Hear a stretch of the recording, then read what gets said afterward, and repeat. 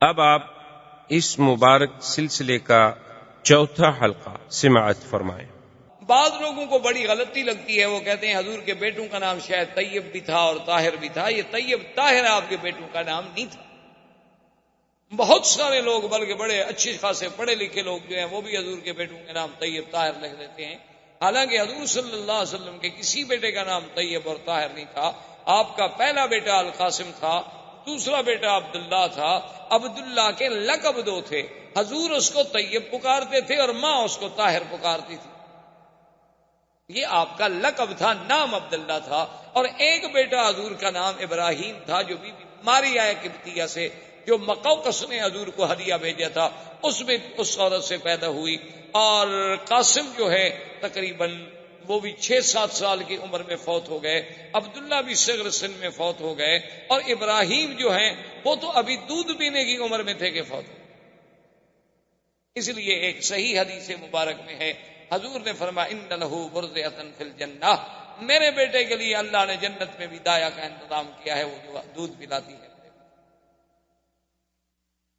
اور حضور نے یہ بھی فرمایا تھا کہ اگر میرے اوپر نبوت کا دروازہ بند نہ ہو جاتا تو شاید میرا بیٹا ابراہیم جو ہے یہ بھی اللہ کا نبی ہے۔ اتنی شان۔ اور آپ کی 4 بیٹیاں تھیں، سیدہ فاطمہ، سیدہ زینب، سیدہ رقیہ، سیدہ ام کلثوم رضوان اللہ تعالی علیہن اجمعین۔ یہ سب کے سب جو ہیں بی بی خدیجہ کی پتنی۔ اور اسی سے دشمنان اسلام، دشمنان دین کا یہ پراپگنڈا کہ حضور نے اتنی شادیاں کی اور حضور نے اتنی شادیاں کی اور حضور نے اتنی شادیاں کی، جیسے رشدی بدبخت نے لکھا، تسلیمہ نسرین نے لکھا، اور اسی قسم کے ملعونین جن کو اصل میں تو بغض ہے اسلام سے اور دین محمد مصطفیٰ صلی اللہ علیہ وسلم سے، اور پھر وہ الزام لگانے میں بہانوں کی تلاش میں ہوتے ہیں کہ کوئی ہمیں موقع مل جائے تو ان نے یہ ثابت کرنے کے لیے کہ دیکھو جی ہمارے نبی عیسیٰ علیہ السلام نے تو ایک بھی شادی نہیں کی اور حضور پاک نے تو 11 شادیاں فرمائیں، تو نعوذ باللہ آپ کو تو بس عورتوں کا ہی ہر وقت خیال تھا کہ جہاں گئے شادی کر لی، جہاں گئے شادی کر لی۔ تو یہ ایک الزام ہے جس کی کوئی حقیقت۔ آپ خود اندازہ فرمائیں کہ آپ کے بچے کی عمر اگر 25 سال ہو تو آپ اس کے لیے 40 سال کی بیوی نہیں ڈھونڈتے۔ اور خاص طور پہ آپ تو ڈاکٹر ہیں ماشاءاللہ، پڑھے لکھے لوگ ہیں، سمجھدار ہیں، آپ دیکھ لیں کہ سرزمین مکہ کی گرمی ہو تو 40 سال کی عمر کے بعد عورت میں رہتا کون سی جوانی رہتی؟ چلو ٹھنڈے علاقے کی عورتیں تو پھر بھی بیچاری کچھ لمبی زندگی گزار لیں گی صحت کی، لیکن سرزمین مکہ کی گرمی ہو اور یہاں پر کھجور کی غذا ہو تو 40 سال کے بعد عورت میں باقی کیا رہ جاتا ہے کہ نعوذ باللہ اس کے لیے محض شہوانی جذبے سے شادی کی جائے، پھر آدمی کنواری لڑکی سے شادی کرے۔ اور حضور نے تو جب تک بی بی خدیجہ زندہ رہی 25 سال تک اور کوئی شادی نہیں، یعنی حضور صلی اللہ علیہ وسلم کی عمر 25 سال، زوجہ کی عمر 40 سال، اور حضور پھر 50 سال کی عمر پہ پہنچ گئے اور آپ نے کوئی شادی نہیں کی۔ تو جو جوانی کا حصہ تھا حضور کا وہ تو سارا بی بی خدیجہ کے ساتھ گزر گیا۔ تو جس سے ثابت ہوا کہ حضور کی کوئی شادی جو تھی دراصل وہ اپنے منشے سے نہیں تھی، بلکہ یہاں بھی میرے اللہ کی نگرانی تھی اور اللہ کے فیصلے تھے۔ اس لیے حضور صلی اللہ علیہ وسلم کی بعد میں شادی ہوئی بی بی عائشہ سے، بعد میں شادی ہوئی بی بی صفیہ سے، بی بی ام سلمہ سے، وہ بھی بوڑھی عورت تھی، بی بی سودا سے، وہ بھی بوڑھی عورت تھی۔ بی بی صفیہ سے کیوں ہوئی کہ خیبر کے سردار کی بیٹی تھی۔ سب لوگوں نے کہا کہ حضور سردار کی بیٹی ہے، اچھا ہے کہ اگر آپ نے کسی اور کو دینا ہے باندی بنا کے تو بہتر ہے اپنی باندی بنا لے تاکہ کچھ تو ان سرداروں کی عزت ہو جائے۔ تو حضور صلی اللہ علیہ وسلم نے اس بنا پہ شادی کی۔ اور پھر سب سے بڑی بات یہ ہے کہ جس نبی کے اٹھنے پہ سونے پہ بھی اللہ کا پہرا ہو، اس پیغمبر کی شادیاں منشاء خداوندی کے بغیر کبھی ہو سکتی؟ یہی وجہ تھی کہ جب سیدہ عائشہ صدیقہ رضی اللہ تعالی عنہا پہ تہمت لگی، منافقین نے تہمت لگا دی، تو حضور صلی اللہ علیہ وسلم نے بڑا لمبا واقعہ ہے، قرآن میں بھی موجود ہے، حضرت عمر سے پوچھا کہ عمر تمہاری کیا رائے ہے کہ بی بی عائشہ پہ تہمت لگا دی گئی ہے، میں اس کا کیا کروں؟ بی بی عائشہ کو چھوڑ دوں، طلاق دے دوں، کیا حل کروں؟ تو حضرت عمر نے کہا حضور پہلے تو یہ آپ کا داخلی معاملہ ہے، اس میں مجھے حق نہیں ہے دخل دینے کا، لیکن اگر آپ پھر رائے لیتے ہیں تو مجھے بھی اجازت ہے کہ میں آپ سے 1-2 باتیں پوچھ لوں، آپ ناراض تو نہیں ہوں گے؟ حضور نے فرمایا کہ نہیں۔ تو حضرت عمر نے پوچھا کہ یا رسول اللہ، بی بی عائشہ سے جو شادی ہے یہ آپ نے اپنے منشے سے کی ہے یا حکم خداوندی سے؟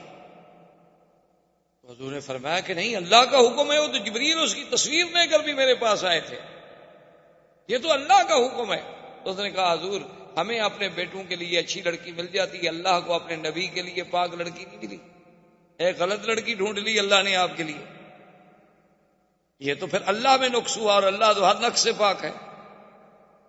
اور اس کے بعد نے کہا حضور میرے مجھے ایک دوسرا سوال بتا دیں، پھر آپ کی مرضی جو فیصلہ کریں، آپ کے بدن مبارک پر یہ اڑتی ہوئی مکھی جو ہے گندی ہے بیٹھتی ہے؟ حضور نے فرمایا کہ نہیں۔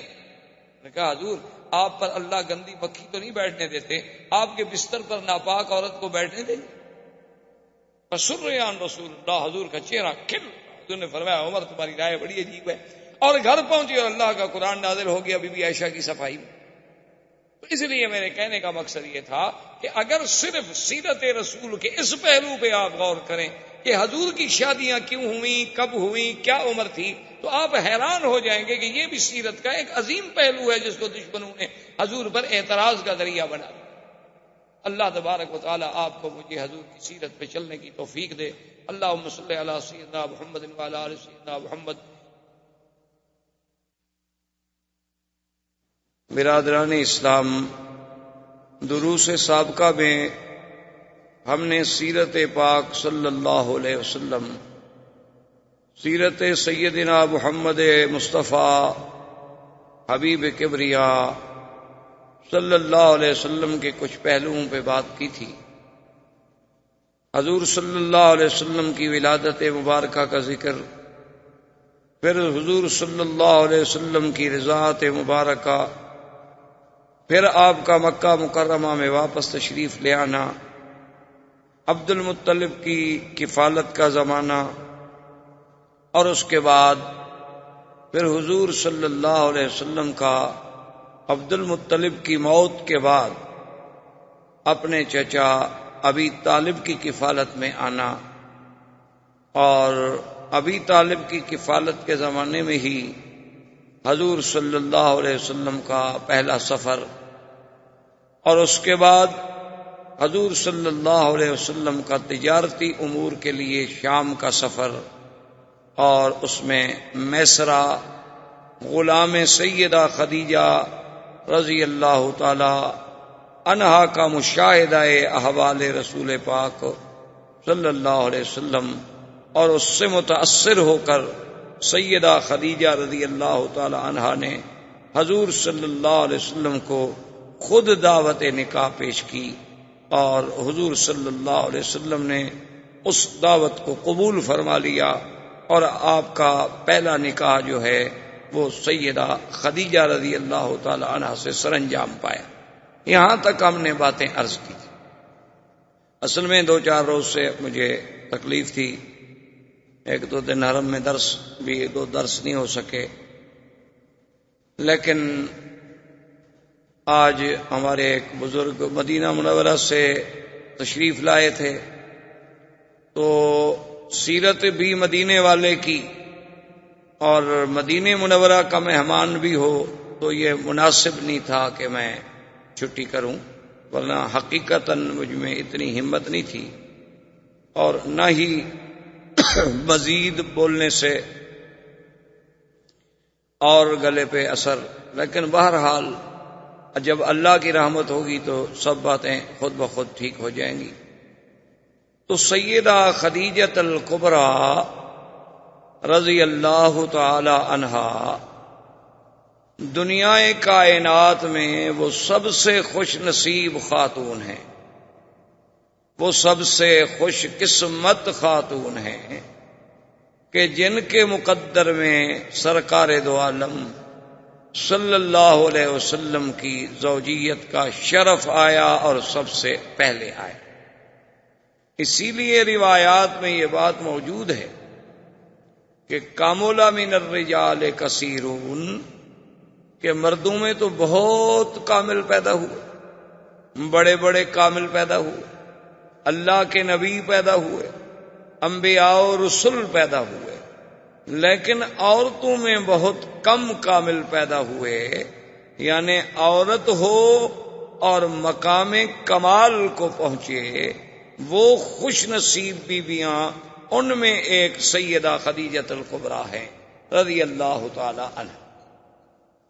اسی طرح بی بی آسیہ، جنہوں نے فرعون کے گھر میں رہ کر بھی سیدنا موسیٰ علیہ السلام پہ اسلام لائیں، ایمان لائیں، اور اسی طرح بی بی مریم علیہ السلام جو سیدنا عیسیٰ علیہ السلام کی والدہ ہیں، اور اللہ نے انہیں بھی بہت بڑے شرف عظیم سے نوازا، اور اسی طرح اخت موسیٰ علیہ السلام، اور اسی طرح سیدہ عائشہ رضی اللہ تعالی عنہن اجمعین، یہ وہ خوش نصیب با کمال خواتین ہیں کہ جن کو اللہ نے مدارج کمال، مدارج جمال سے اور مدارج مقامات رفیع سے نوازا، کہ جن کا ذکر قرآن میں، حدیث پاک میں، لسان نبوت پہ آیا،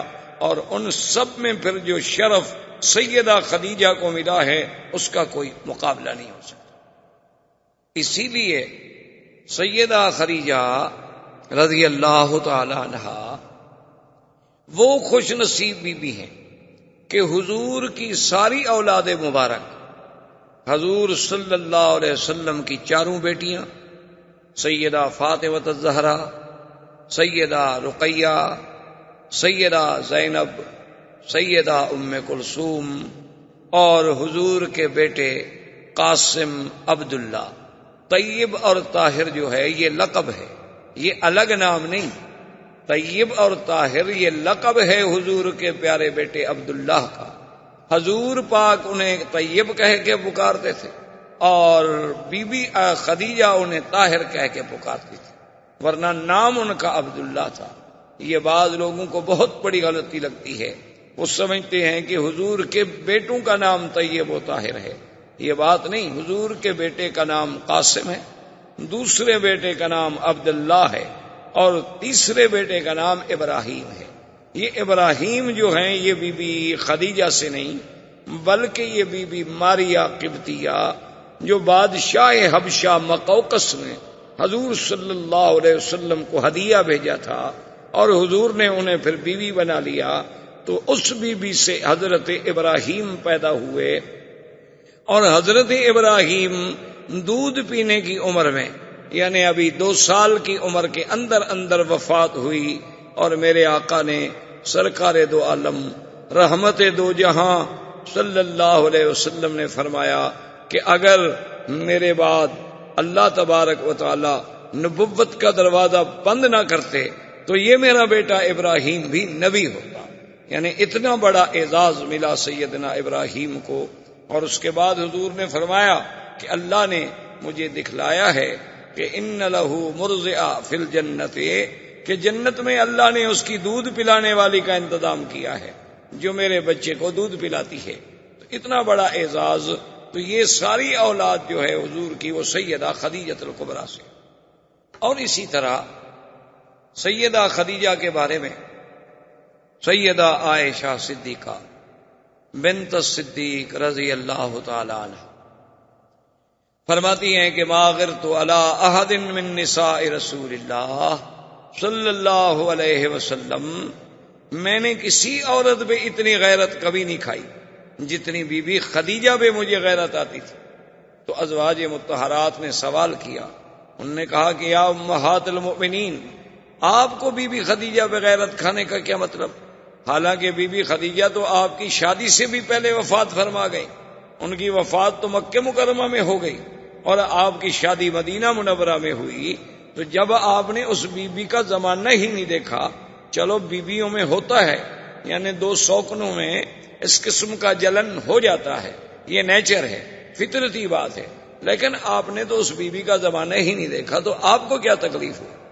تو بی بی عائشہ فرماتی ہیں لکثرت ذکر رسول اللہ صلی اللہ علیہ وسلم، کہ میرے محبوب کا ہر وقت اس کا ذکر کرنا کہ ہاکذا قالت خدیجہ، ہاکذا فعلت خدیجہ، خدیجہ نے یہ کہا، خدیجہ نے یہ کہا، خدیجہ نے یہ کہا، خدیجہ نے یہ کہا، تو جب محبوب کی زبان سے کسی دوسرے کا نام سنوں تو غیرت تو آتی ہے. تو اس لیے مجھے بی بی خدیجہ رضی اللہ تعالی عنہا پہ سب سے زیادہ غیرت آتی تھی کہ جب حضور کو کوئی ہدیہ پہنچتا، کوئی چیز آتی، فرماتے کہ خدیجہ کی سہیلیوں کو بھیجو، فلاں خدیجہ کی بہن بنی ہوئی تھی اس کو بھیجو.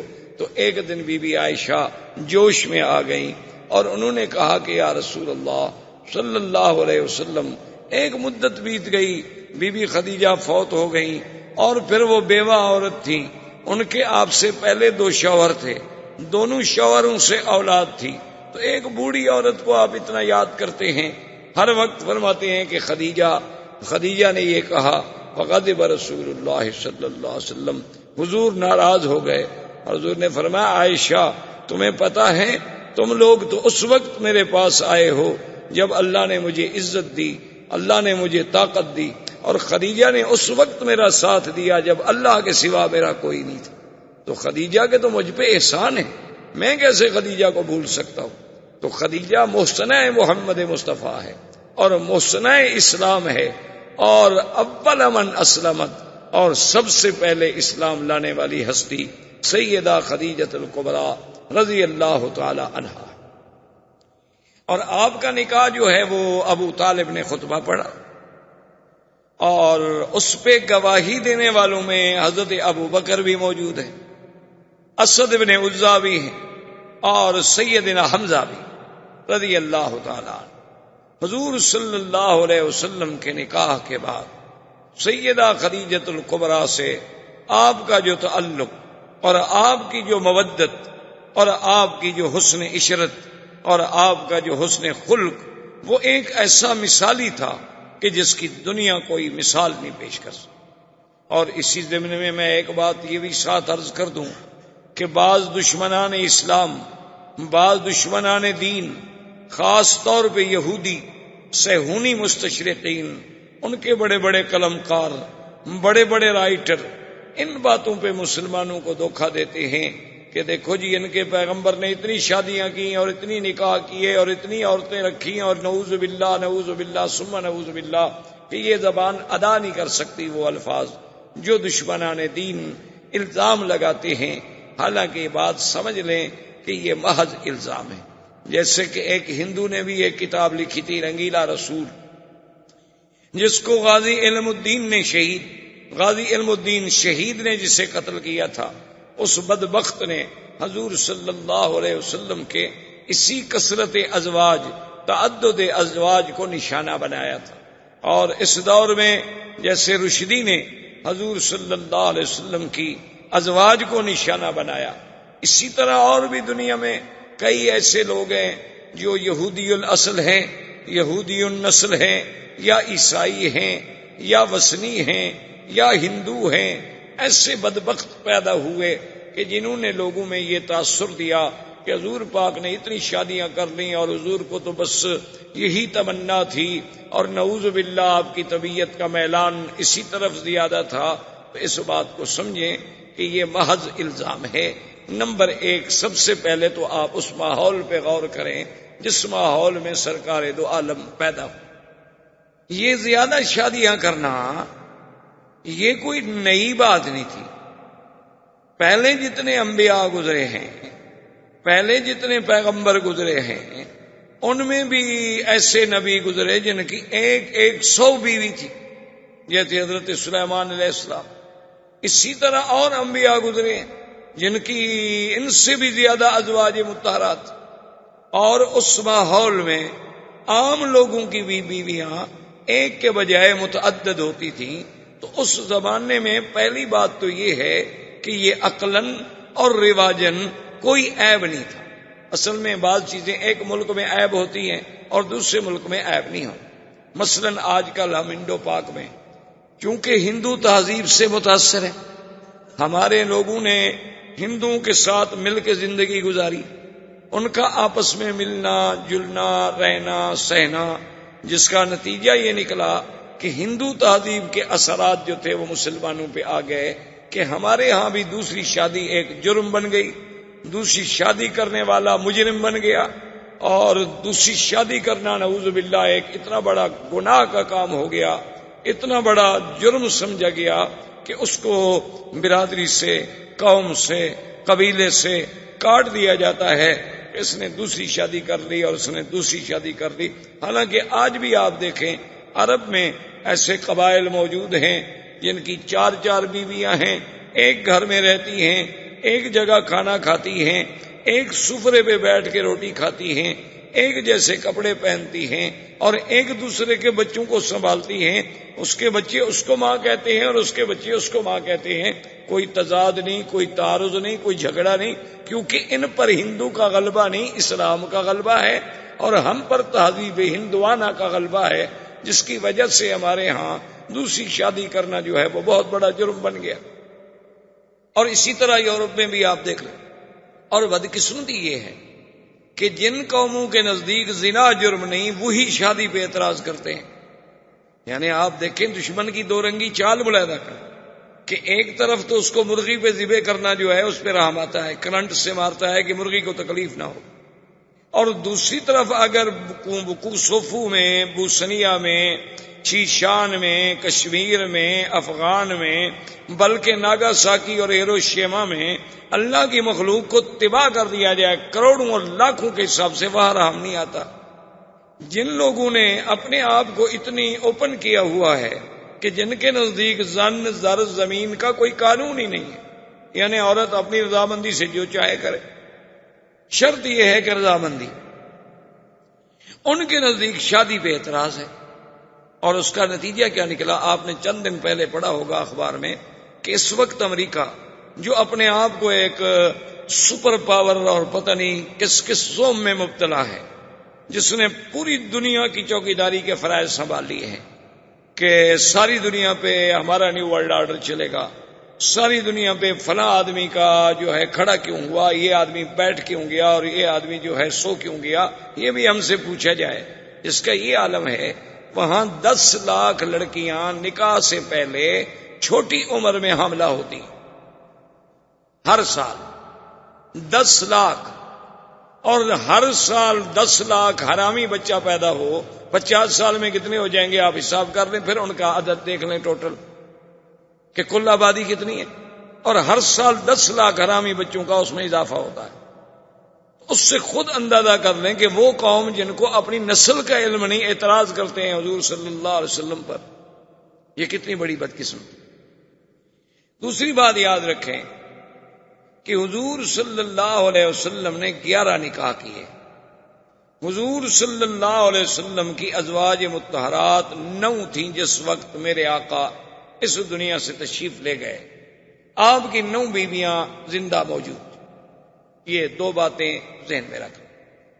تیسری بات یہ ذہن میں رکھ لیں کہ ہر مسلمان کا یہ عقیدہ ہے کہ حضور صلی اللہ علیہ وسلم کا کوئی کام، کوئی عمل، کوئی حکم، کوئی فرمان اللہ کے بغیر ہوتا ہی نہیں۔ تو اس کا مطلب یہ ہوا کہ حضور صلی اللہ علیہ وسلم کے نکاح، حضور صلی اللہ علیہ وسلم کی شادیاں، حضور صلی اللہ علیہ وسلم کی ازواج مطہرات، یہ بھی اللہ کے حکم سے نکاح سر انجام ہوئے۔ تو جب اللہ کا حکم ہو تو اللہ کا رسول اپنے حکم، خدا کے حکم کو کیسے توڑ سکتے ہیں؟ یہ بات ذہن میں رکھ لیں۔ اور اس کے ساتھ اب سیرت کا بھی ایک پہلو دیکھیں۔ سارے قرآن میں آپ نظر ڈالیں، پہلے تو نظام عالم یہ ہے، سنت اللہ یہ ہے کہ اللہ قرآن میں عورتوں کا ذکر زیادہ نہیں فرماتے، بلکہ وہ مردوں کے تابع ہو کے ایک حکم عام دے دیا جاتا۔ لیکن کہیں کہیں یہاں ذکر بھی آیا تو وہاں لفظ امرأہ استعمال کیا گیا۔ یاد رکھو، ایک لفظ ہے امرأہ، ایک لفظ ہے زوجہ۔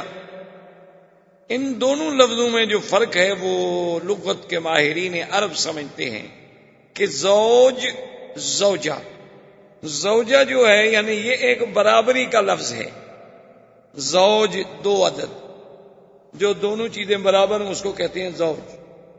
تو زوجہ اور زوج یعنی گویا کہ دونوں ایک ہی گاڑی کے 2 پہیے ہیں اور برابر ہیں۔ امرأہ میں وہ معنی نہیں ہوتا، اس میں آتا ہے مطلقاً عورت۔ امرأہ کا معنی ہوتا ہے مطلق عورت، زوجہ کا معنی ہوتا ہے کہ زوج کی برابری کرنے والی عورت. دونوں کو ذرا سمجھنے کی کوشش کریں. اچھا اب دیکھو، ایک آدمی اگر عرب میں مثلا دوسری شادی کر لے اور اس کے بچے سے پوچھو تو وہ بھی یہ عورت کیا ہے، وہ کہے گا امی، یہ میری ماں ہے. دوسری عورت کے بارے میں پوچھو کہ یہ کون ہے، وہ کہے گا امراۃ ابی، وہ کہے گا یہ میرے باپ کی بیوی ہے. حالانکہ بات تو ایک ہے کہ ہر باپ کی بیوی اس کے لیے کیا ہے، ماں ہے، لیکن وہ دونوں میں فرق کرتا ہے. وہاں تو کہے گا امی یا کہے گا زوجۃ ابی، اور یہ کون ہے، امراۃ ابی، یہ میرے باپ کی عورت ہے. کیونکہ جو لفظ زوجہ اور ماں کے اندر مقام تھا وہ لفظ امرا میں نہیں، تو وہ آخر دوسری عورت کو اپنی ماں کا مقام تو نہیں دے سکتا جو اس کی حقیقی ماں ہے. اس کا مرتبہ کیسے وہ دے سکتا ہے؟ ٹھیک ہے اس کے باپ نے شادی کر لی، وہ اس کی ماں بن گئی، لیکن حقیقی ماں کا مقابلہ تو نہیں کر سکتی. اب دیکھیں پورے قرآن میں اللہ تبارک و تعالی نے جہاں جہاں بھی نام لیا، فرمایا اذ قالت امراۃ عمران، عمران کی بیوی امرا. ضرب اللہ مثلا للذین کفروا امرأۃ نوح وامرأۃ لوط. اللہ نے مثال بیان کی حضرت لوط کی بیوی اور حضرت نوح کی بیوی، لیکن امرأۃ نوح، امرأۃ لوط. نوح بھی پیغمبر، لوط بھی پیغمبر، لیکن ان کی بیویوں کو قرآن کیا کہتا ہے، امرأۃ نوح امرأۃ لوط. ضرب اللہ مثلا للذین آمنوا امرأۃ فرعون اذ قالت رب ابن لی عندک بیتا فی الجنہ. اللہ نے مثال پیش کی کہ فرعون کی بیوی امرأۃ فرعون، حالانکہ بی بی آسیہ بڑی شان والی بیوی ہے، لیکن قرآن کیا کہتا ہے، امرأۃ. اچھا اسی طرح قرآن نے ایک مسئلہ بیان، وامرأۃ مؤمنۃ ان وهبت نفسها للنبی ان اراد النبی ان ينكحها خالصة لك من دون المؤمنین. اللہ نے فرمایا کہ اگر کوئی عورت، وہاں بھی امرأہ، تو سارے قرآن میں نظر ڈالیں، نوح کی بیوی کا نام، عورت کا نام آئے تو امرأۃ نوح، لوط کی بیوی کا نام آئے تو امرأۃ لوط، فرعون کی بیوی کا نام آئے تو امرأۃ فرعون، عمران کی بیوی کا نام آئے تو امرأۃ عمران. لیکن شان رسالت دیکھیں، شان محمد مصطفیٰ دیکھیں صلی اللہ علیہ وسلم، کہ اللہ نے میرے مدنی کی بیویوں کو عمرانی کہا. فرمایا یا ایھا النبی قل لازواجک وبناتک ونساء المؤمنین. میرے مدنی صلی اللہ علیہ وسلم، نبی پاک آپ، یا ایھا النبی قل لازواجک، ازواج زوج، کیوں حضور کے قریب لا رہے ہیں؟ حضور کی شان کی وجہ سے بیویوں کا شان بھی اونچا ہو گیا. جو چیز بھی میرے مدنی کے قریب آئی وہ بھی آسمانوں کو پہنچ گئی، اس کو بھی بلندی مل گئی، وہ بھی زوجہ کے یا نساء النبی. اللہ نے فرمایا میرے مدنی پاک کی بیویوں، لستن کاحد من النساء، یعنی آپ اندازہ فرمائیں کہ کیا خطاب ملا ہے زوج کا. تو یہ بھی سیرت کا ایک پہلو ہے کہ اللہ نے کسی نبی کی بیوی کو زوجۃ النبی نہیں کہا، صرف محمد الرسول اللہ صلی اللہ علیہ وآلہ آلہ واصحابہ وسلم کی بیویوں کو ازواج نبی کہا گیا. اب دوسری بات یہ یاد رکھیں کہ اگر کوئی دنیا میں آدمی محض خواہشات نفسانی کے لیے شادی کرے تو 25 سال کی عمر میں تو وہ کنواری لڑکی ڈھونڈتا ہے، کوشش کرتا ہے کہ مجھ سے کم عمر لڑکی ملے، یعنی میری عمر سے چھوٹی ملے. بلکہ آج کل آپ دیکھیں جن کے پاس یہاں بھی دولت ہے، پیسہ ہے، 70 سال بھی عمر ہو جائے وہ بھی چاہتے ہیں ہم چھوٹی لڑکی سے شادی کریں. کئی دفعہ ایسا ہوتا ہے کہ ایک آدمی کے ساتھ عورت ہوتی ہے تو آدمی یہ تصور کرتا ہے کہ شاید یہ اس کی بیٹی ہوگی، لیکن جب پوچھتا ہے تو وہ کہتے ہیں نہیں یہ تو میری بیوی ہے. تو یعنی آج کا بندہ بھی اگر وسائل ہیں تو وہ یہ چاہتا ہے کہ میری عمر 70 سال ہو تو بیوی مجھے 15 سال کی ملے، 20 سال کی ملے، 25 سال کی ملے، کیونکہ ہم پر خواہش نفس زیادہ غالب ہے.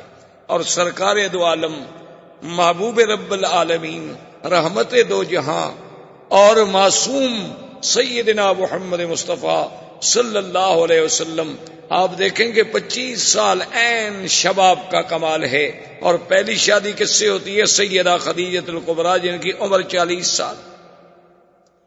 چلو 1 منٹ کے لیے ہم دشمنوں کی بات مان لیں کہ جی وہ تو ایک ضرورت تھی اور امیر عورت تھی اور سردار قبیلے کی عورت تھی، حضور کو اپنے تحریک چلانے کے لیے سرمایہ کی ضرورت تھی تو حضور پاک نے ایک عورت سے شادی کر لی، چلو اس کے بعد تو حضور فوراً اس کا مال لینے کے بعد اور شادی کر لیتے، لیکن حضور پاک نے 25 سال سے لے کر 50 سال کی عمر مبارک تک اور کوئی شادی نہیں کی، یعنی 25 سال صرف حضور پاک کے گزرے تو سیدہ خدیجہ کے ساتھ، جو ایک بوڑھی عورت ہیں، 40 سال کی عمر رسیدہ ہیں، پہلے 2 مردوں کی بیوی رہ چکی ہیں، تو سمجھ آیا کہ حضور کا خواہشات نفسانی کا تو کوئی مسئلہ ہی نہیں تھا۔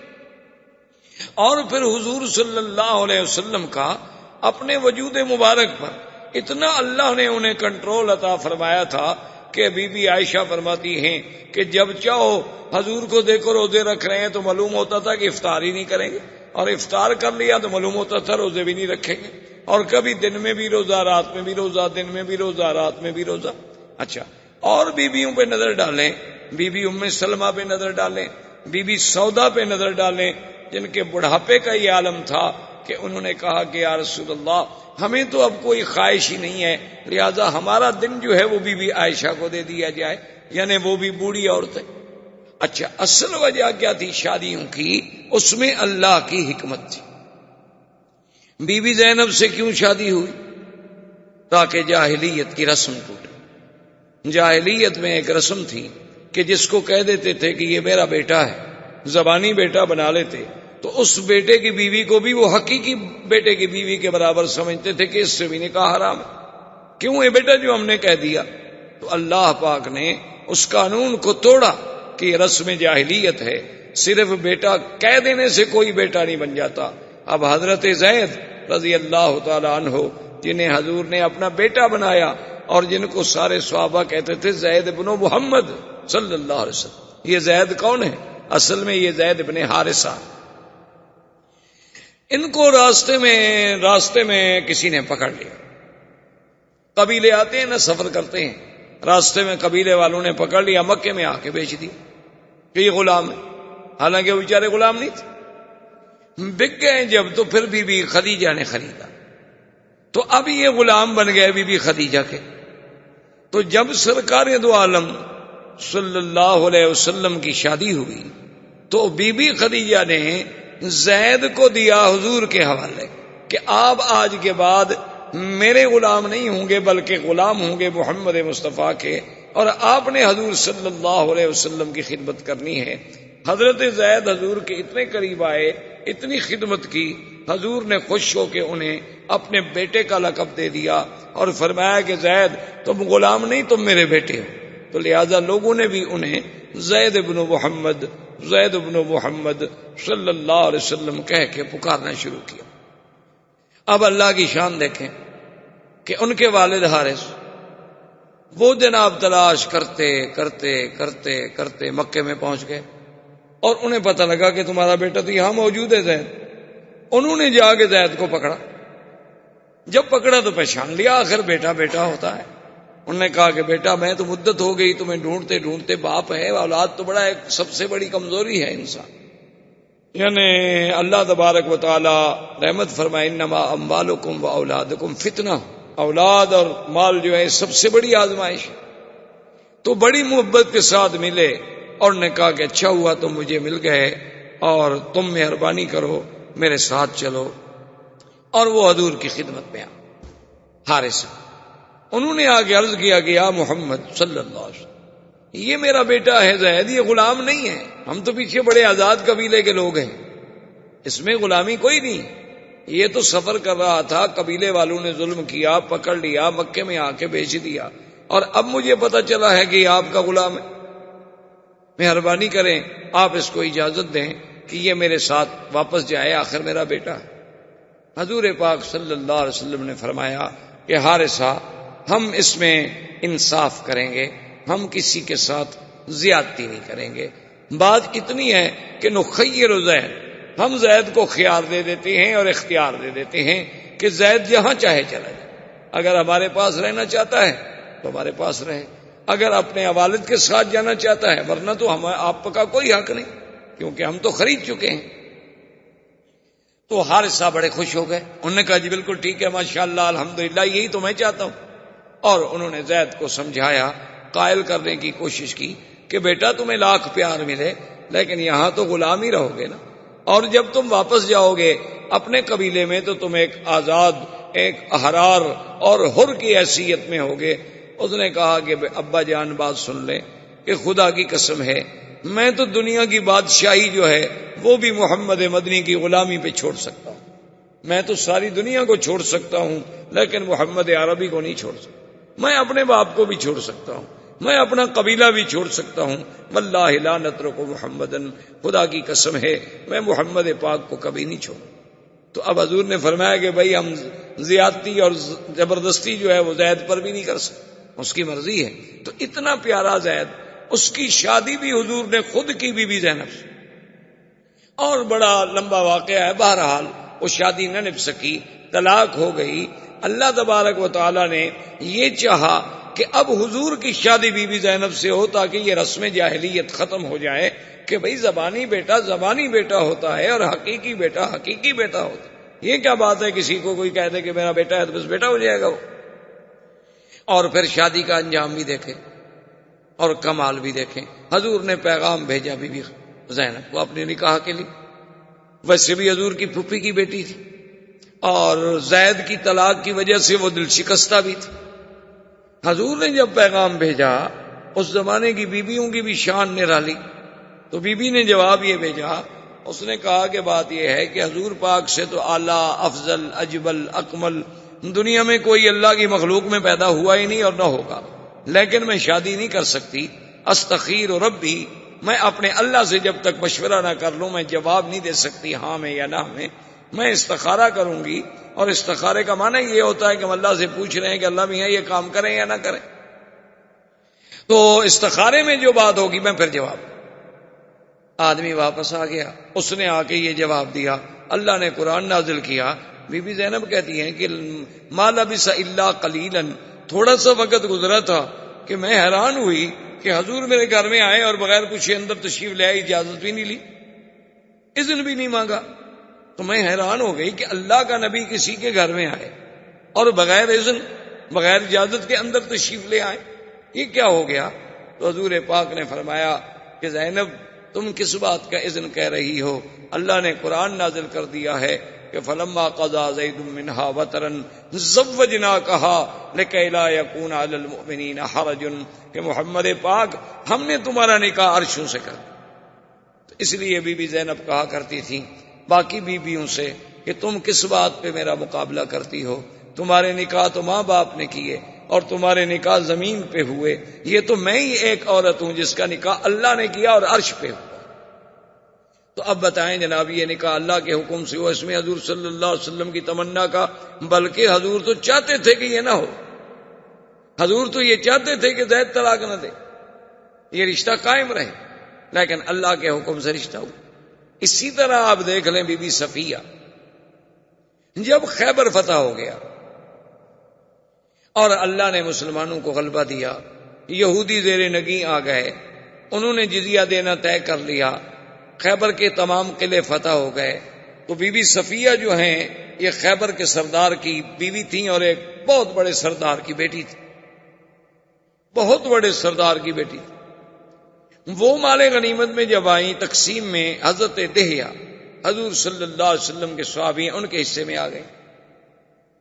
تھوڑی دیر کے بعد کچھ صحابہ حضور کی خدمت میں آئے، انہوں نے کہا کہ یا رسول اللہ صلی اللہ علیہ وسلم، اللہ نے ہمیں عزت دی، غلبہ دیا، نصرت دی، فتح دی، بہرحال یہودی کچھ بھی ہوں اہل کتاب تو ہیں، اور پھر وہ اس وقت ختم ہو گئے، ان کی قوت ختم ہو گئی، مدینے سے نکال دیے گئے، خیبر میں آئے، خیبر میں ذلیل ہو گئے، مسلمانوں کے باج گزار بن گئے، لیکن صفیہ ایک بہت بڑے سردار کی بیٹی، بہت بڑے رئیس کی بیٹی اور ایک بہت بڑے سردار کی بیوی. اگر آپ اس سے خود شادی فرما لیتے تو کم از کم ان کی شان رہ جاتی, ان کی دلجوئی ہو جاتی, اور یہی بات جو ہے شاید ان کے اسلام میں آنے کا ذریعہ بن جاتی. حضور صلی اللہ علیہ وسلم نے فرمایا کہ ہاں بات تو ٹھیک ہے, لیکن وہ تو دہیا کے حصے میں آ گئی, میں تو اپنے صحابی سے کچھ کہنے کے لیے تیار نہیں ہوں. جس کے مقدر میں نصیب میں تھی باندھی اسی کو مل گئی. صحابہ نے حضرت دہیا سے پوچھا تو نے کہا واللہ. اب دیکھیں سارا سلسلہ قدرت کی طرف سے. انہوں نے کہا واللہ, انہوں نے کہا خدا کی قسم ہے میں نے تو اس وقت تک بی بی صفیہ کو دیکھا ہی نہیں, باوجود اس کے وہ میرے حصے میں آ گئی, لیکن میں نے تو نظر ہی نہیں پڑی. اگر حضور چاہتے ہیں تو میرا تو اپنا جسم و جان قربان ہے, چاہے جائے کہ ایک جاریہ, ایک غلام لڑکی جو مجھے ملی ہے میں حضور کے لیے قربان نہ کر سکوں, یہ کوئی بات ہے. تو بہرحال حضور صلی اللہ علیہ وسلم نے اس وجہ سے شادی کی.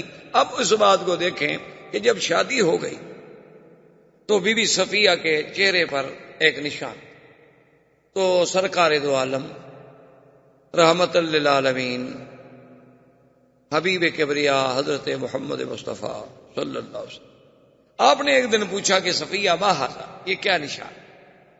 اس نے کہا حضور نہ پوچھیں تو اچھا ہے. حضور نے فرمایا اب تو میں نے پوچھ لیا. انہوں نے کہا حضور پھر آپ کو شاید میرا جواب ناگوار گزرے. آپ نے فرمایا وہ بھی نہیں, جو بات ہے بتا دو. انہوں نے کہا حضور بات یہ ہے اتنا عرصہ قبل میں نے خواب دیکھا تھا کہ ایک آسمان سے چاند اترا ہے اور میرے ساتھ آ کے بستر پہ لیٹا ہے, یہ میں نے خواب دیکھا.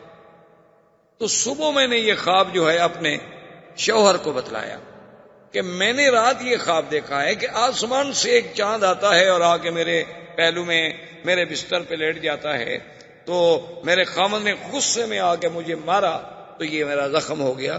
اس نے کہا اچھا حل تریدین ازواجک بمحمد, یہ خواب تم اس لیے دیکھ رہی ہو کہ تم محمد مصطفیٰ کی بیوی بننا چاہتی ہو, حالانکہ وہ تو یہودی.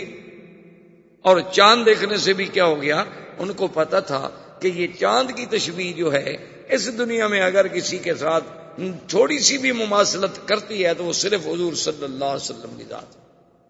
تو اب شادی سے پہلے اس کا خواب آنا اور وہ اللہ کے حکم کے بغیر تو خواب نہیں ہو سکتا.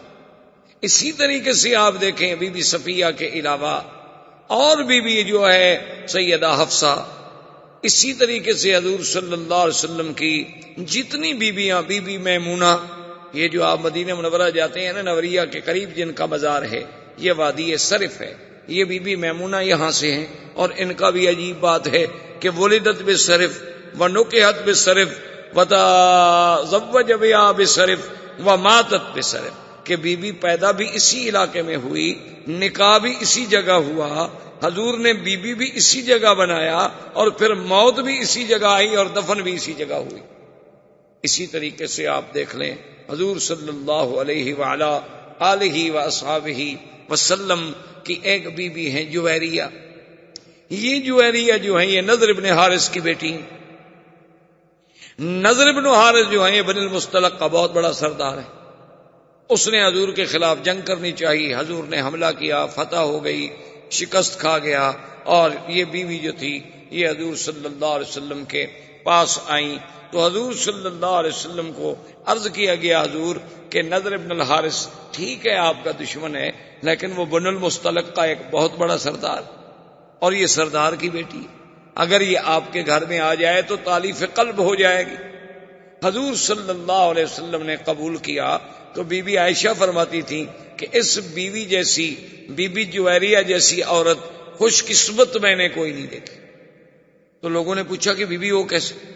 انہوں نے کہا کہ جب حضور نے شادی کر لی تو جس صحابی کے گھر میں کوئی بی بی باندی بن کے, کنیز بن کے ملی تھی اسی خاندان سے, فَآتَقُوهُمْ فَأُوتِقَتْ مِئَةُ امْرَأَةٍ, انہوں نے کہا سب نے کہا بھی آزاد کر دو, اب تو ان کا حضور سے رشتہ ہو گیا. حضور کے رشتہ داروں کو ہم گھر میں غلام بنا کے کیسے رکھیں, کنیز بنا کے کیسے رکھیں؟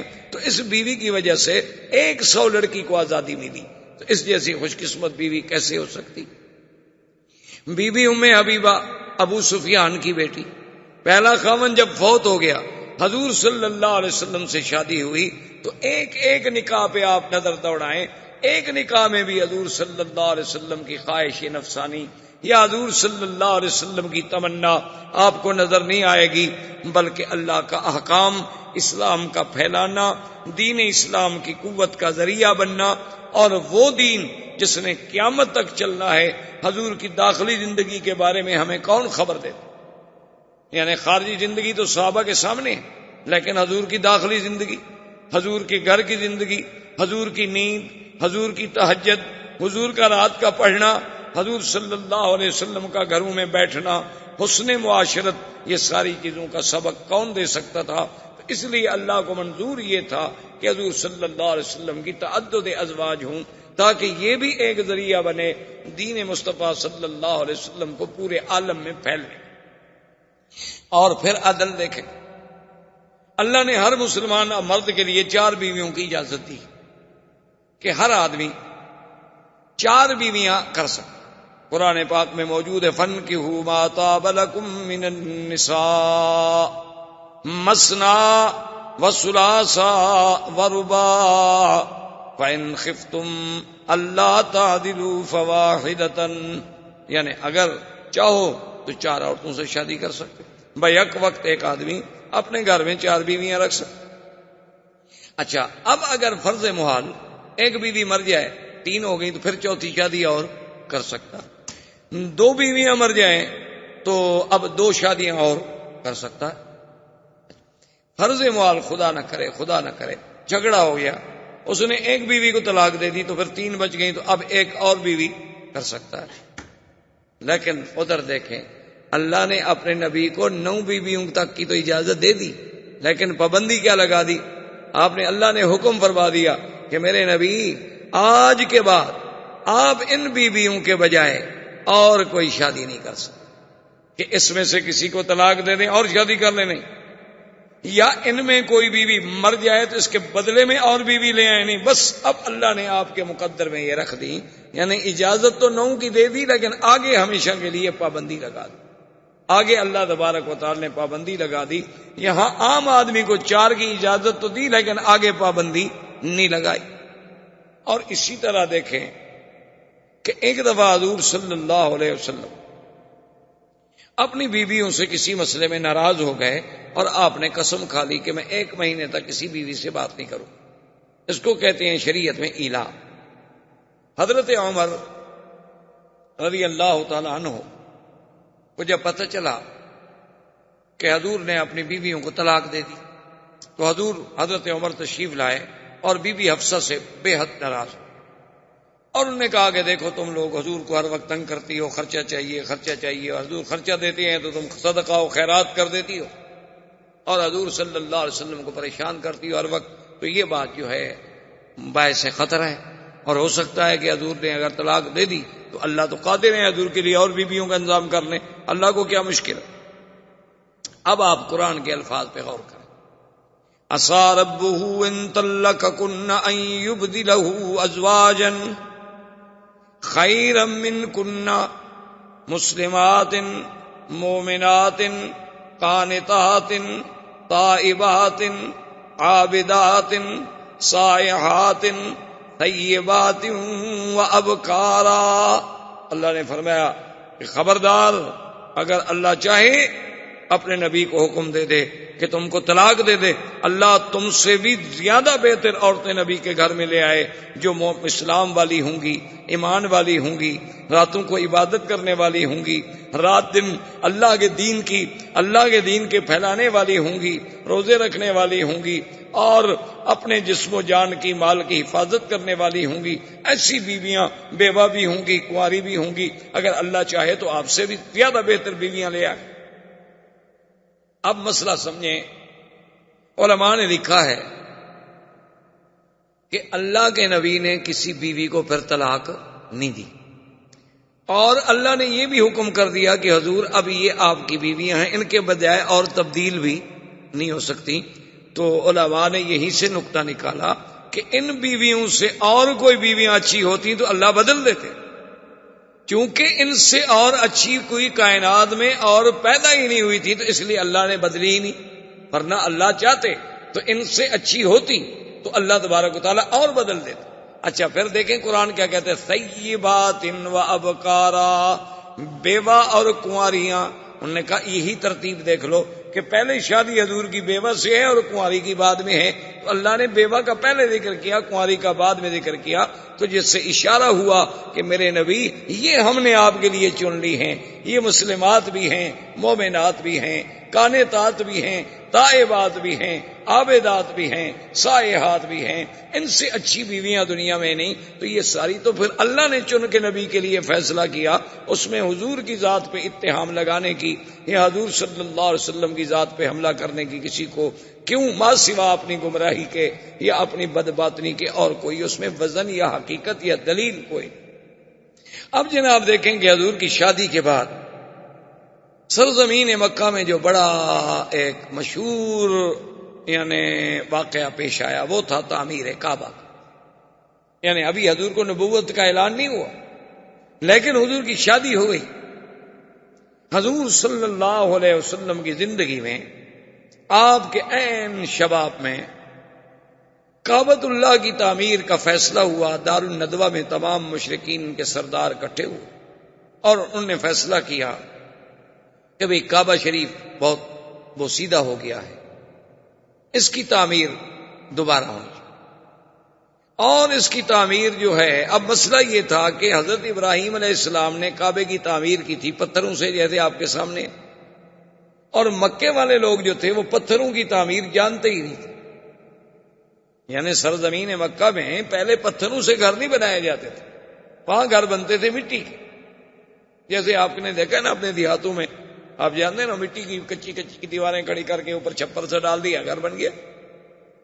تو اسی طرح سے مشرکین مکہ کے لیے ایک مسئلہ یہ تھا کہ بھی خدا کا گھر تو بنائیں، لیکن سوال یہ ہے کہ یہ پتھروں کی تعمیر ہم کیسے کریں، اور اگر پتھروں کی تعمیر ہم کریں تو پھر فاصلہ چھت کا بہت بڑا ہوگا، اس کے لیے لکڑی شیطیر اور کڑیاں اور یہ کہاں سے لے آئیں.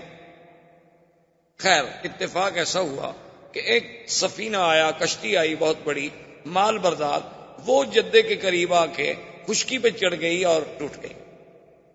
مکے والوں کو پتہ چلا کہ بھی ایک کشتی آئی ہے اور وہ بہت بڑی کشتی ہے اور ٹوٹ گئی ہے. انہوں نے کہا معلوم ہوتا ہے کہ اللہ میاں اپنے گھر بنانے کا کام ہم سے لینا چاہتے ہیں، اس لیے لکڑی کا تو انتظام ہو گیا.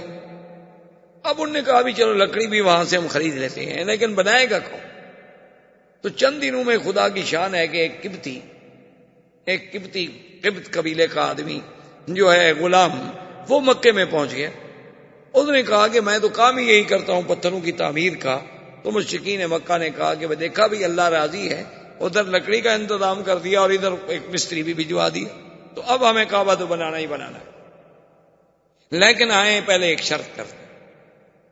سب سردار اکٹھے ہو کے بیٹھ گئے اور شرط پتہ ہے کیا تھی کہ اللہ یکون مال حرام، کہ اللہ کے گھر میں حرام کا پیسہ نہیں لگے گا.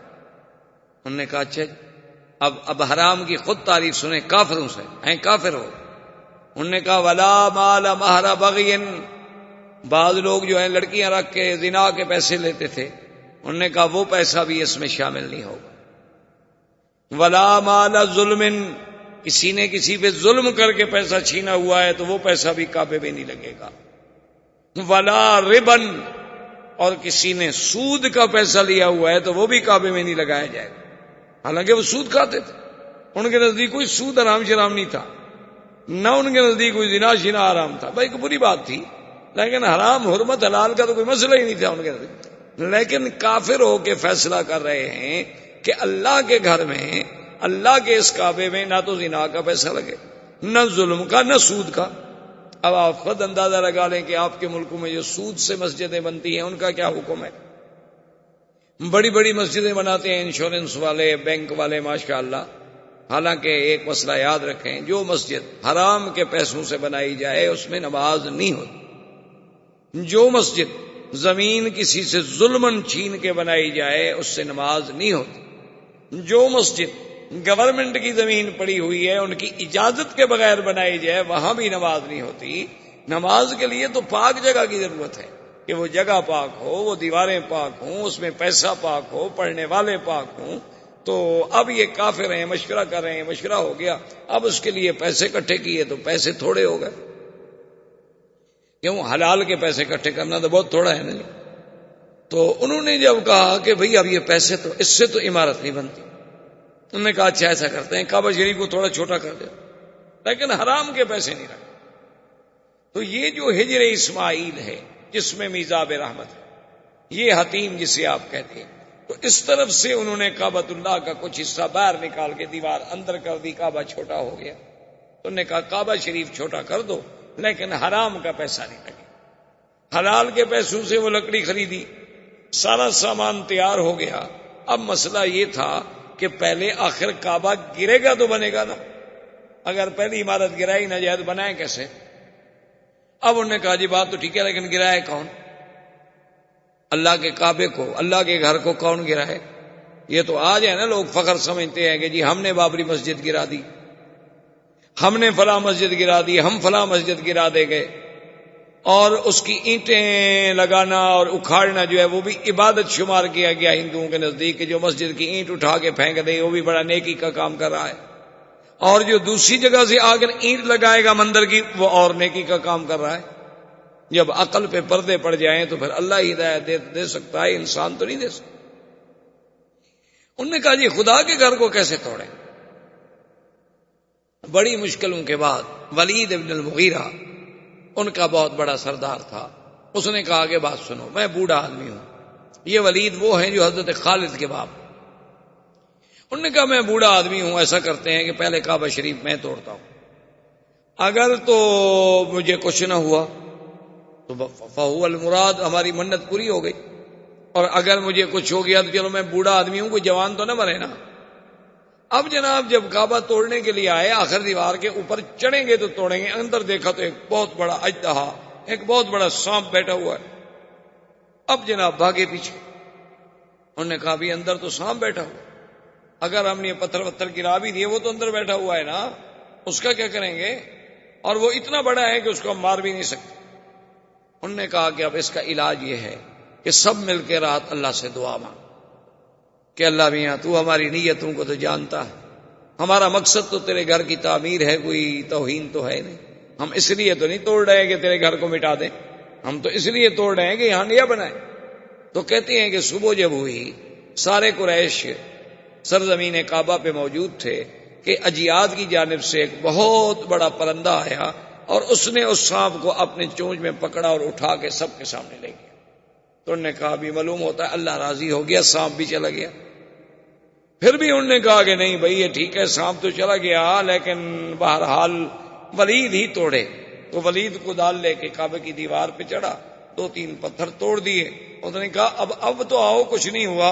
انہوں نے کہا کہ نہیں، ابھی رات گزرنے دو، ہم پہلے ہاتھیوں کے بادشاہ کا حشر دیکھ چکے ہیں، وہ بھی کعبہ توڑنے آیا تھا، ہم تو اتنی غلطی نہیں کرتے۔ اب 24 گھنٹے گزر گئے، اس نے کہا بھی اب تو میں ٹھیک ہوں، اب تو کچھ نہیں ہوا۔ انہوں نے کہا نہیں، پہلے تم اپنے بچوں سے کہو کہ وہ تمہارے ساتھ کھڑے ہو کے توڑے۔ تو ولید اپنے بچوں کو لے کے چڑھا اور دیوار پہ پتھر توڑے، پھر سارے قریش ملے، وہ دیواریں توڑی گئیں، اس کے بعد کعبہ بنایا گیا۔ تو اس کعبے کی تعمیر میں سرکار دو عالم صلی اللہ علیہ وسلم بھی شریک، یعنی حضور پاک صلی اللہ علیہ وسلم بھی اس کعبہ بنانے میں شریک تھے۔ اب جب حجر اسود کا وقت آیا، اب سب قوم لڑنے مرنے پہ آ گئے۔ حضور پاک کی ذات تھی جنہوں نے چادر بچھائی اور کہا قریشیوں سے کہ مت لڑو، تم ہر آدمی کونے پکڑ لے اور اٹھا کے لے چلو۔ جب کعبہ کے قریب آئے، حضور نے فرمایا تمہارا کام ختم ہو گیا، اب کعبۃ اللہ میں یہ پتھر جو ہے میں اپنے ہاتھ سے لگاؤں گا۔ تو حضور صلی اللہ علیہ وسلم نے اس حجر اسود کو اپنے ہاتھ سے کعبۃ اللہ میں رکھا۔ یہ اتفاق کی بات ہے کہ بعد میں کرامتا نے یہ یعنی حجر اسود جو ہے، کرامتا ایک بہت بڑا بے دین فرقہ گزرا ہے، انہوں نے ایک دفعہ اپنا کعبہ بنایا تھا بحرین میں، اور وہ اپنے کعبے کے لیے یہاں سے حجر اسود توڑ کے لے گئے۔ بعض تاریخوں میں ہے کہ 20 سال، اور بعض تاریخوں میں ہے کہ 70 سال کا عرصہ جو ہے یہ پھر کرامتا کے پاس رہا۔ اچھا، اور خدا کی شان دیکھو کہ جیسے آج یعنی 1419 میں 14 صدی کے بعد، کیونکہ میں 20ویں صدی کا ذرا قائل کم ہوں، ویسے آج کل تو بڑا پراپگنڈا ہوتا ہے نا، 20ویں صدی میں داخل ہو رہے ہیں، 20ویں صدی میں داخل ہو رہے ہیں، پتہ نہیں یعنی مسلمان ہو کے کافر بن رہے ہیں، کیا کر رہے ہیں؟ ہمیں سمجھ نہیں آئی آج تک کہ 20ویں صدی کہاں سے آ گئی۔ وہ بھائی 20ویں صدی تو عیسائیوں کی ہے، اس کا مسلمانوں سے کیا تعلق؟ یہ 1999 1998 یہ کیا ہے؟ یہ تو سن میلاد ہے، اس کا تعلق تو عیسائیوں سے ہے، مسلمانوں کے ساتھ کیا تعلق ہے 20ویں صدی کا؟ لیکن افسوس ہے ہر مسلمان اخباریں پڑھیں جناب 20ویں صدی میں ہم داخل ہو رہے ہیں، اور 20ویں صدی میں ہم یوں داخل ہوں گے، اور 20ویں صدی میں ہم یوں داخل ہوں گے۔ خدا کے بندے کون سا پہاڑ مار رہے ہو؟ 20ویں صدی میں تم داخل ہو رہے ہو، پتہ نہیں اللہ پہلے مار دے، تم کیسے داخل ہو رہے ہو؟ اتنی بڑی جہالت کی باتیں کرتے ہیں، یہ نہیں سوچتے کہ دشمن کا پراپگنڈا ہے کہ اسلام کی ہجری تاریخ ہمارے دماغوں سے نکل جائے، اتنا پراپگنڈا کر دیا جائے کہ اسلام کی عظمت کا جو نشان ہے تاریخ ہجرت وہ ہمارے دماغوں سے صرف ہو جائے۔ کبھی آپ نے سوچا ہے، آپ کہتے ہیں جی کہ یعنی اچھے خاصے پڑھے لکھے دوستوں میں بھی کبھی ہمارا درس ہو، کہتے ہیں نہیں منڈے شام، وہ بھی منڈے تو یہ مون ڈے کو کہتے ہیں، چاند دیوتا، سنڈے سورج دیوتا، یہ تو کافروں کے نام ہے، آپ نے پتہ نہیں کہاں سے یاد کیے ہوئے، یہ سب کافروں کے نام ہے، ویڈنسڈے سنڈے منڈے ٹیوزڈے، یہ سارے جو ہیں یہ کافروں کے نام ہیں، جو سورج کے پجاری اور تاروں کے پجاری ان کے نام، ان کا اسلام سے کیا تعلق؟ اسلام سیدھی بات کرتا ہے احد اثنین ثلاثہ اربعہ، بس 1 2 3 4، یا وہ نام لیتا ہے جس کا نام قرآن نے لیا ہے، اذا نودی للصلاۃ من یوم الجمعۃ فاسعوا الی ذکر اللہ وذروا البیع، تو بہرحال اور سبت کا نام لیتا ہے تو قرآن نے نام لیا۔ اب جناب بہرحال کہنے کا مقصد یہ تھا کہ یہ شرف جو ہے یہ بھی سرکار دو عالم صلی اللہ علیہ وسلم کو نصیب ہوا کہ انہوں نے حجر اسود جو ہے، اب دیکھیں نا جی یہ اللہ کی قدرت ہے، سمجھ نہیں آتی، یعنی سیرت کے کس کس پہلو کو آپ دیکھیں۔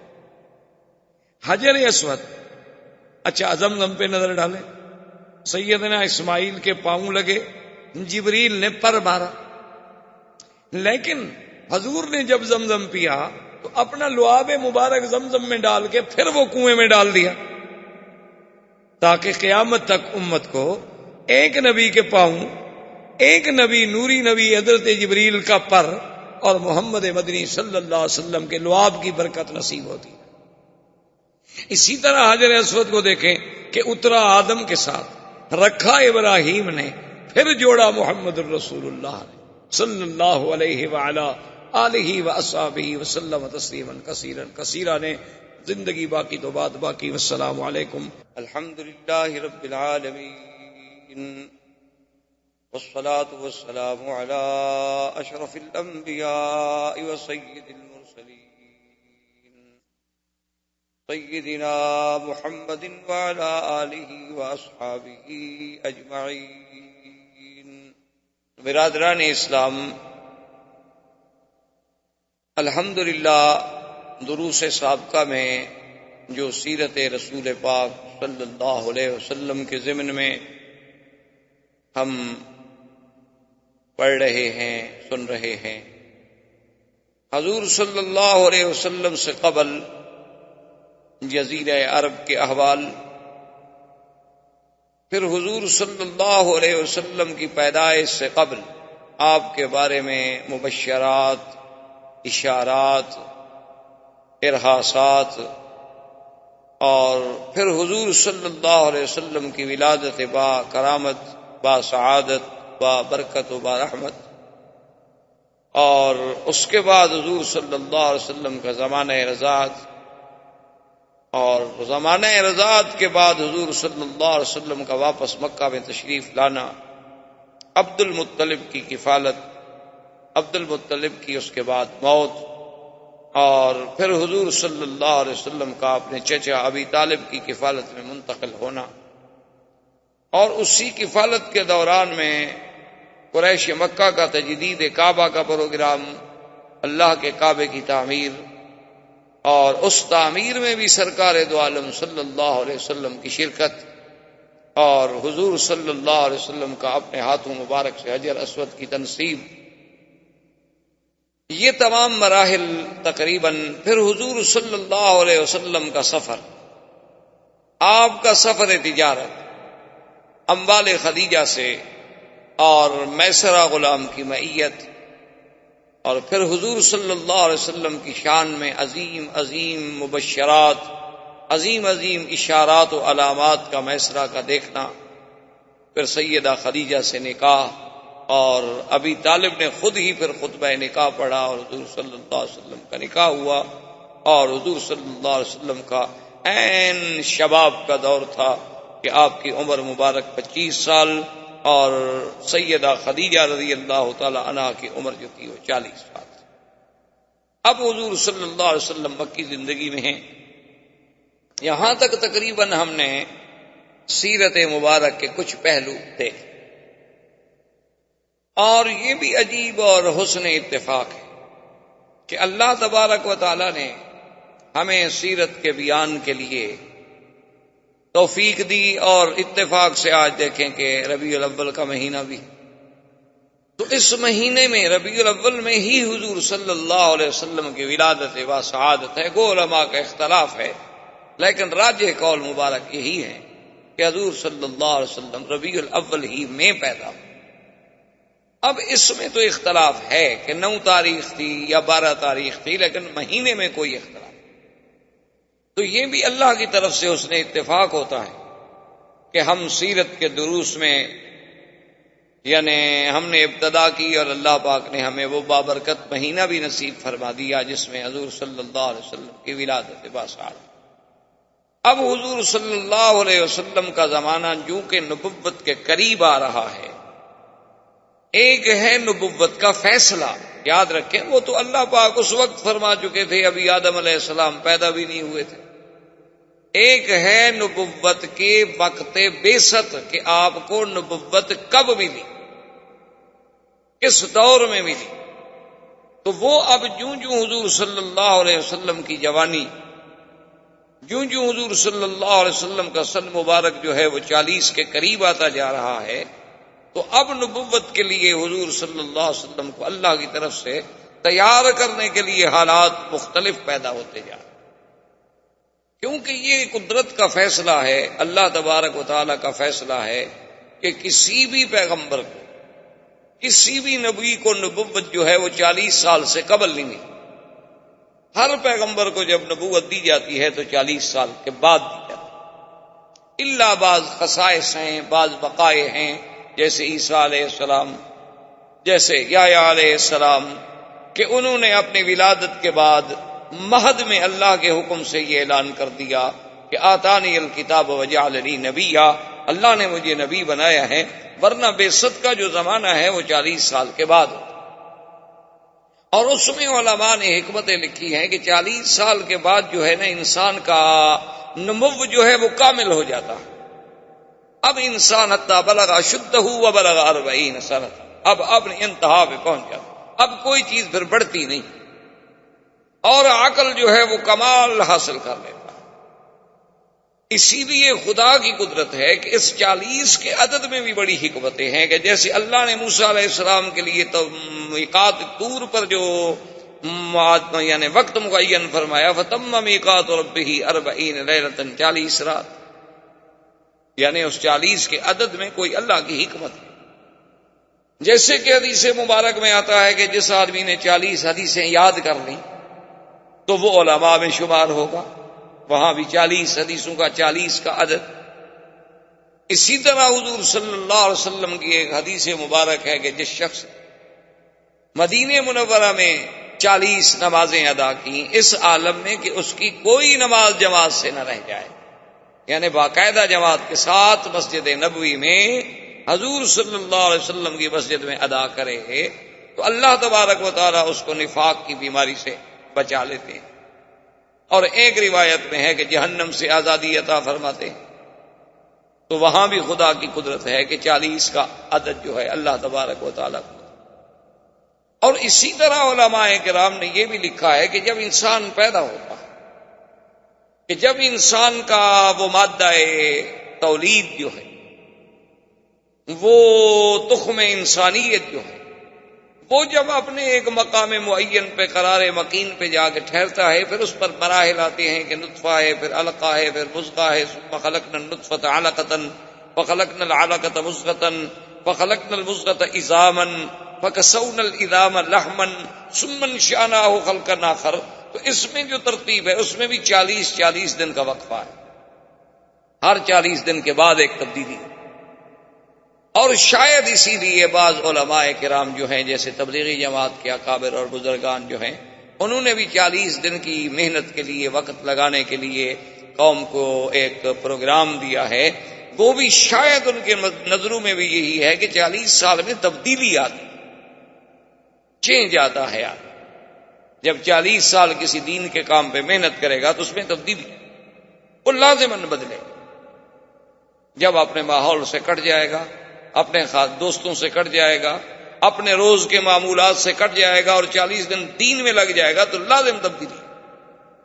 تو اب جو 40 سال قریب آ رہے ہیں، حضور صلی اللہ علیہ وسلم کے لیے مبشرات کا اور رؤیا صادقہ کا جو ہے وہ زیادہ سے زیادہ ورود ہونے لگے۔ اسی لیے ایک صحیح حدیث مبارک میں ہے، حضور صلی اللہ علیہ وسلم فرماتے ہیں کہ میں نے خواب دیکھے عجیب عجیب۔ اور ایک روایت بھی عائشہ صدیقہ سے رضی اللہ تعالی عنہا سے وہ فرماتی ہے کہ حضور صلی اللہ علیہ وسلم کے جو رویا تھے ایسے تھے کفلق الصبح، کہ جیسے یعنی آدمی رات کو خواب دیکھتا ہے یا رات ہوتی ہے اور صبح سورج نکل آتا ہے، اس سورج کے وجود میں کوئی شبہ نہیں ہوتا دیکھنے میں۔ حضور صلی اللہ علیہ وسلم کے رویات صادقہ ایسے ہوتے تھے کہ جو خواب دیکھا وہ بالکل ایسے آ جاتا تھا سامنے کہ جیسے دن ہو گیا، جیسے سورج چڑھا ہے۔ کیونکہ یاد رکھیں کہ رؤیا جو ہے، خواب جو ہے، اس خواب کے کئی قسمیں ہوتی ہیں۔ ایک تو ہوتے ہیں احلام، کیا مانا کہ کچھ خیالات یعنی جو خیالات مثلا آپ کے ذہن میں تھے آج دن میں آپ دہراتے رہے، کچھ باتیں آپ کرتے رہے مثلا اپنے کام کی، اپنے احباب سے کسی مسئلے کی، تو وہی باتیں جو تھی وہ لاشعور میں بیٹھ گئیں اور پھر وہی آپ کے سامنے آ گئی۔ ایک تو خواب کی ہے قسم، اور ایک خواب ایسے ہوتے ہیں جو شیطان کی طرف سے ہوتے ہیں کہ شیطان جو ہے وہ انسان کی نیند کے اوقات میں آ کر مختلف تخیلات اور خیالات اور وساوس کے ذریعے اس کو ڈراتا ہے۔ یہ بھی خواب کی ایک قسم۔ اور ایک خواب جو ہے وہ حقیقتاً میرے اللہ کی طرف سے ہوتے ہیں، وہ خالص رحمانی ہوتے ہیں۔ اور اسی طرح یاد رکھ لیں اور بات سمجھ لیں کہ اللہ کے جو بندے ہیں، اولیاء اللہ ہیں، عباد اللہ الصالحین ہیں، ان پر شیطان کا زور چلتا نہیں۔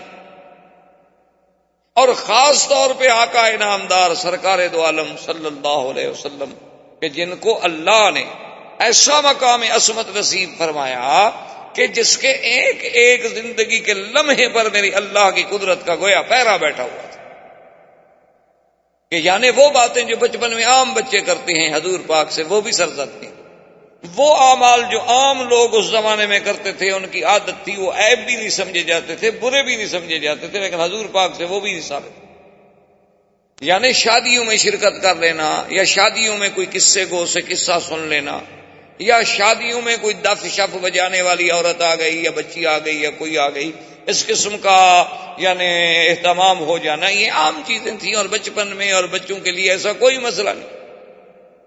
اور اس وقت تو ابھی شریعت کا کوئی نزول بھی نہیں، نبوت بھی نہیں ملی، اعلان نبوت بھی نہیں ہوا، لیکن 2 دفعہ حضور صلی اللہ علیہ وسلم نے قریش کی شادیوں میں شرکت کی کہ میں ان کی شادیوں کو دیکھوں کہ کیا ہوتا ہے، کیا رسوم ہیں، کیا طریقہ کار ہے، لیکن حضور فرماتے ہیں غالباً النوم، اللہ نے مجھ پہ نیند مسلط کر دی، اور میری نیند اس وقت کھلی جب سورج نکل آیا، شادی ختم، بارات ختم، لوگ چلے گئے، حضور اکیلے سو رہے۔ تو جس نبی کی زندگی پر نبوت سے پہلے اتنا پہرا ہو، اتنی حفاظت کا انتظام کیا جائے کہ یعنی کوئی ایک لمحہ بھی حضور صلی اللہ علیہ وسلم کا غفلت میں نہ گزرے، ایک لمحہ بھی حضور صلی اللہ علیہ وسلم کا فرمان حکم خداوندی کے خلاف نہ گزرے، اس پیغمبر کی زندگی کے بارے میں آپ اس کے کس کس پہلو کے سوچیں۔ تو اس پیغمبر کا رویا، اس نبی کے خواب کیسے غلط ہو سکتے؟ کیونکہ شیطان تو حملہ کر نہیں سکتا، اللہ نے پیرا لگا دیا ہے، شیطان کو تو طاقت ہی نہیں۔ تو اب باقی تو مسئلہ صرف یہ رہ گیا کہ ان کو جب خواب آئے گا تو وہ بھی رحمان کی طرف سے ہوگا، اور جب رحمان کی طرف سے ہوگا تو وہ سچا ہوگا۔ اور خواب کے ضمن میں ایک بات یاد رکھ لیں، حضور صلی اللہ علیہ وسلم کی حدیث مبارک میں ہے کہ ایک تو خواب کے بارے میں کبھی جھوٹ نہ بولا کرے۔ کیا مانا کہ آپ نے خواب نہیں دیکھا اور کہتے ہیں کہ میں نے خواب دیکھا ہے؟ یہ سیدھا اللہ پر جھوٹ باندھنا ہے، افتراء علی اللہ ہے، کیونکہ خواب تو اللہ کی طرف سے آئے گا۔ اور جب آپ نے ایک خواب نہیں دیکھا ہے اور آپ بلا وجہ کہہ رہے ہیں تو گویا آپ اپنے اللہ پر جھوٹ باندھ رہے ہیں۔ ایک دوسری بات خواب میں یہ یاد رکھیں کہ اگر آپ نے خواب دیکھا اور خواب ایسا تھا کہ جس میں آپ کے پیچھے سانپ دوڑ رہا ہے، اونٹ دوڑ رہا ہے، کوئی مار رہا ہے، کوئی کھا رہا ہے، ڈرانے والا خواب تھا، تو اس کا علاج یہ بتلایا حضور نے کہ اپنے بائیں طرف 3 دفعہ تھوک دے اور لا حول ولا قوت الا باللہ العلی العظیم، اعوذ باللہ من الشیطان الرجیم پڑھ کے کروٹ بدل کے سو جائیں، اور پھر اس خواب کو کسی بندے پر ذکر نہ کریں، نہ بھائی پر، نہ بیٹے پر، نہ باپ پر، نہ اپنے پر، نہ پرائے پر، فرمایا کسی کو نہ بتلائیں، لا تضرہ ابدا، کبھی آپ کو نقصان نہیں۔ 2 باتیں۔ اور تیسری بات خواب میں یاد رکھیں کہ اگر آپ نے خواب دیکھا ہے اور آپ کی نظروں میں وہ خواب بہت اچھا ہے یا خواب ایسا ہے جس کی حقیقت آپ کو سمجھ نہیں آ رہی، تو اس کے لیے بھی حکم ہے کہ لا یذکر الا علی حبیب او لبیب، اپنے کسی دوست کو ذکر کرے اور اس دوست کو ذکر کرے جو صاحب عقل ہو اور صاحب علم ہو، کسی غلط آدمی کو ذکر نہ کرے، کیونکہ الرؤیا علی رجل طائر ما لم يعبر، حضور نے فرمایا کہ رؤیا جو ہے یہ ایسے ہے جیسے پرندے کے پاؤں پہ کوئی دانہ رکھا ہو، پر یوں کرے گا تو دانہ گر جائے گا۔ جب تعبیر والا تعبیر غلط دے گا تو کبھی کبھی اسی طرح واقع ہو جاتا ہے جیسے اس نے تعبیر کی۔ تو جب آپ کسی لبیب پر، کسی عالم پر اپنے خواب کا ذکر کریں گے تو وہ اس کی اچھی تعبیر پیش کرے گا، یا پھر آپ کو کسی اور عالم کے پاس بھیجے گا کہ بھئی میں حل نہیں کر سکتا، فلاں آدمی کے پاس چلے۔ تو خواب کے بارے میں بڑے بڑے احکام ہیں، لیکن اللہ کے نبی کا خواب ایسے ہوتا ہے جیسے اللہ کی وحی ہوتی ہے، یعنی جیسے وحی میں شک نہیں، اللہ کے نبی کے خواب میں بھی کوئی شک نہیں، کیونکہ نبی معصوم، شیطان کا حملہ ہو نہیں سکتا۔ جب بھی نبی کا خواب ہوگا تو رحمانی ہوگا، اور جب رحمانی خواب ہوگا تو وہ سچا ہوگا۔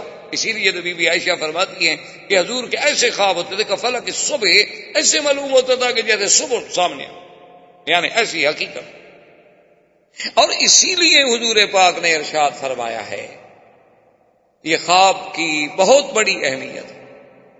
ایک حدیث مبارک میں یہ بھی آتا ہے کہ لم یبقى من النبوۃ الا المبشرات الرؤیا الصالحہ یراها المؤمن او یرا له او كما قال النبی صلی اللہ علیہ وسلم۔ حضور نے فرمایا کہ اب نبوت تو ختم ہو گئی، اللہ نے مجھے خاتم النبیین بنا کے بھیجا، نبوت کا دروازہ بند، رسالت کا دروازہ بند، اب کچھ نہیں بچا۔ ہاں مبشرات ہیں، خواب ہیں کہ کبھی ایک عبد مومن صالح اللہ کا بندہ خود خواب دیکھتا ہے، یا اس کے لیے کوئی اور آدمی خواب دیکھتا ہے کہ بھئی میں نے آپ کے لیے یہ خواب دیکھا ہے بہت اچھا۔ کبھی آدمی اپنے لیے خود دیکھتا ہے اور کبھی اس کے لیے کوئی اور اللہ والا بندہ دیکھتا ہے۔ اور آپ نے فرمایا کہ یہ رؤیا جو ہے جز 46 جزءا من النبوت، کہ تقریباً یہ 46واں حصہ ہے نبوت کے حصے میں سے، یعنی 46واں حصہ ہے نبوت کے حصے میں سے۔ اور بدقسمتی سے اسی حدیث کو سامنے رکھ کر مرزا قادیانی نے اپنی نبوت کے لیے بھی ایک راستہ نکالنے کی کوشش کی۔ اس نے کہا کہ جب نبوت کی ایک جز تو باقی ہے، پھر نبوت بند تو نہ ہوئی، چلو 46 نہیں ہی صحیح، کیوں؟ دشمن تو انتظار میں ہوتا، مخالف جو ہے وہ انتظار میں ہوتا، باطل فرقے جو ہیں اسی انتظار میں بیٹھے ہوتے ہیں کہ اب مسلمانوں کے قرآن سے، حدیث سے کوئی ایک لفظ تو ہمیں ملے نا۔ احباب کرام، اس کے بعد اب آپ اس مبارک سلسلے کی CD نمبر 5 سماعت فرمائیں۔